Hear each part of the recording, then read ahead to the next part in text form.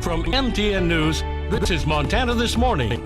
I'm Joe St. George in Washington. It's another big week for the Supreme Court. Coming up, we tell you why you should be paying attention to a religious freedom case out of Colorado, as well as a case that could completely upend the results of the 2024 presidential election. We go in depth next. I'm Jolisa Lee here in Big Sky, where this storage facility behind me has environmental groups in Montana worried for the Gallatin River. And we're worried about the fishery, we're worried about being able to swim, to be able to drink local water, all of those things. Well, good morning. It is 6:31 and it is a snowy commute this morning. To say the least. To say the least. Yeah, we picked up about 7.5 inches here on the back patio. I can see it. Doing a little shoveling. It's going to take some extra time this morning, and we're going to break down some of the conditions across the area. Teens this morning for temperatures, but the wind speeds are going to pick up later today. So pack maybe a blanket into the car just in case you have an issue starting the morning. Temperatures into the teens for most of the area this morning. You'll look at our road conditions. Heavy snow on Bozeman Pass. We're watching things pretty closely here. Homestake Pass a little better, but still icy conditions. Gallatin Canyon, just if you can wait, this is a good day to do it. Oneida Pass dealing with a little better situation. Snow is tapering. It's going to take some time, but we are going to see some sunshine, try to melt some of this snow. I'm going to talk more about the temperatures, the breakdown, and the impacts, of course, in just a little bit. Thank you, Matt. Well, Sonny Holland, who won national championships at Montana State as both a player and head coach and was one of the most revered figures in MSU history, has died. He was 84. Montana State confirmed Holland's death to MTN Sports yesterday. Holland passed away on Saturday. He was a Butte native who won a national title with the Bobcats in 1956 as a center and again in 1976 as head coach.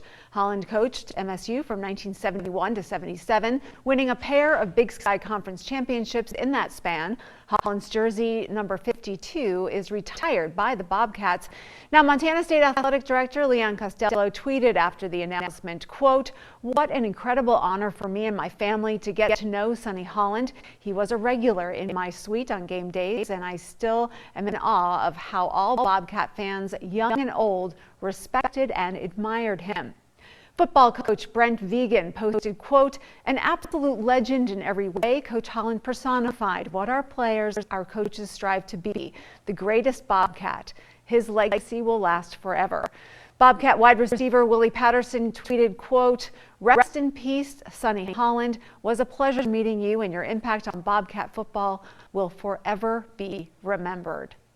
After his playing career, Holland went on to be an assistant coach at Bozeman High School in 1961, then coached at MSU from 62 to 64, first as an assistant offensive line coach before becoming the full-time line coach in 1963. He was then the first head football coach at Charles M. Russell High School in Great Falls, serving there from 1965 to 67. Holland returned to the college ranks as an assistant under another Bobcat, Jim Sweeney, at Washington State the following year in 1968. Now, that was before taking the head coaching job at Western Montana College, now Montana Western in Dillon, for one season in 1969, where he won the Frontier Conference Coach of the Year honors. In 1970, Holland returned to the Bobcats as defensive line coach under Tom Perrick, prior taking over to head coach in 1971. Now, Holland presided over one of the most successful eras in MSU football as the team won league titles in 72 and 76. In 1976, Holland coached MSU to a 12-1 record, a Big Sky title, and a 24-13 victory over Akron in the NCAA Division II championship game in Wichita Falls, Texas. In 2011, the south end zone of Bobcat Stadium was bowled in to add several thousand seats, an area christened as Sonny Holland Zone.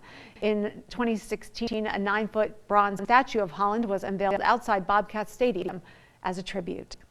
Well, should your religion allow you to not make or serve something to a same-sex couple?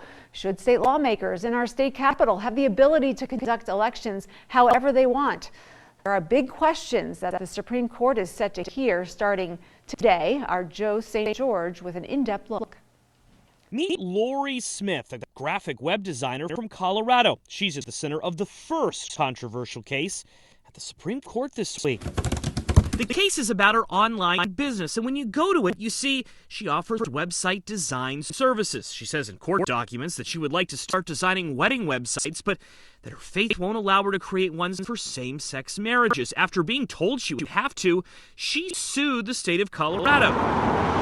After years of litigation, the case has finally reached the Supreme Court. We don't know which way the conservative-leaning court will ultimately rule. However, in recent years, they have sided with bakers and coaches in cases in which individuals felt that religious liberty was threatened. Meanwhile, opponents have been pretty clear that if you deny same-sex couples a service, it opens the door for more and more denials and an erosion of rights. Apart from that big issue, justices this week are hearing a case that could completely upend the results of presidential elections in our country.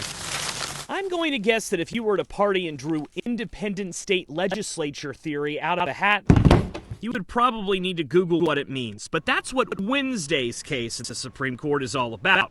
Moore v. Harper will test the legal theory that state lawmakers and state capitals can administer elections however they want because the U.S. Constitution says so. The ruling will impact everything from gerrymandering to voter ID laws. It's enormously important. Matthew Seligman is a legal fellow at Stanford. He says all Americans should be paying attention to this because it'll impact democracy. Some legal scholars have said it could even upend it if justices give state lawmakers the power to replace electors to the Electoral College if an election is disputed like it was by some in 2020. Seligman is skeptical justices will go that far. It will not authorize state legislatures to ignore the results of a presidential election. In Washington, I'm Joe St. George. Well, when you flush the toilet, the water has to go somewhere, right? Well, MTN's Jolie Salee explains how a local nonprofit is trying to protect the Gallatin River from wastewater pollution. I'm here in Big Sky where this storage facility's water discharge permit issued by the DEQ is causing quite a stir. The main concern is how it will affect the Gallatin River. It's a great trout stream. Yeah. Caught my first few fish out of the Gallatin River and feels like home out there, so I hope it stays that way. Jake Waldridge is the manager of Montana Trout Fitters in Bozeman. He's lived here for 12 years and has been a Gallatin River guide for about 7 years. His love for trout fishing has grown thanks to the Gallatin. Well, there's not many more beautiful places than the Gallatin. Great place to go fishing, healthy fishery, beautiful area, tons of fish. But now an environmental nonprofit is worried the Gallatin is at risk of being contaminated by harmful wastewater coming from the Lazy J South, a commercial and residential development located on U.S. Highway 191, less than a half a mile from the Gallatin River. One developer owned it. They got county approval to do a certain variety of building. They never took action on that. The DEQ water discharge permit was originally issued in 2006. Guy Alcenter, the director of the Upper Missouri Waterkeeper, says the issue was that the permit was issued for something that was never built, so there was no wastewater running into the Gallatin. But now a new owner has bought the facility, bought the pollution permit rights, and they're trying to say, hey, we want to use this, we want to build out. Now, development's not bad. What's bad is when we don't take a hard look at what are the impacts of building out. this is when the Upper Missouri Waterkeepers and the Montana Environmental Information Center filed a complaint with the Gallatin County Court saying the DEQ skipped the required analysis before granting the permit. Because we don't know essentially whether or not that particular project is causing and contributing to the nasty algal blooms and river pollution problems we've seen every summer for almost half a decade. Yeah, you know, it's frustrating for sure. I've seen it blow out the rivers to unfishable conditions multiple times. I've seen dogs getting sick swimming in it. This month, a district court judge ordered the Montana Department of Environmental Quality to reassess the water discharge permit. The DEQ was not willing to be interviewed for this story, but they did say this in an email.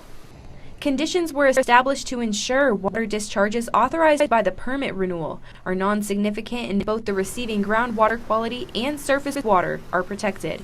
DEQ is currently evaluating the court's order. I talked to the property owner on the phone and he said he is not worried about the court order or possibility of losing the permit. I mean, you know, the Gallatin, it's one and done. If we screw it up, it's not coming back in our lifetime. So, you know, it's pretty important we take care of that for future generations as well as our generation. In Big Sky, Jolie Salee, MTN News. What an interesting interview. I love something I love is the Gallatin River or any waterway with the snow around it. Oh yeah, it's beautiful. So beautiful. Yeah, I mean, he's right. We do need to protect it where we can. So yeah. Also protect yourself today. Yes. It is very Slow slick. down. Please. Bozeman passed several accidents reported this morning. Snow-packed roadways across the area. This is the East Livingston exit, and you can see even now with plows over that, you're going to be dealing with slick condition. Homestake Pass, a little better, but again, you're going to be dealing with some nasty driving conditions. Finally able to see the asphalt on US 191 at Cars between Bozeman and Big Sky. I'm going to break down your complete forecast and talk about what you can expect for the upcoming week in just a few minutes. Thank you, Matt. Well, China is relaxing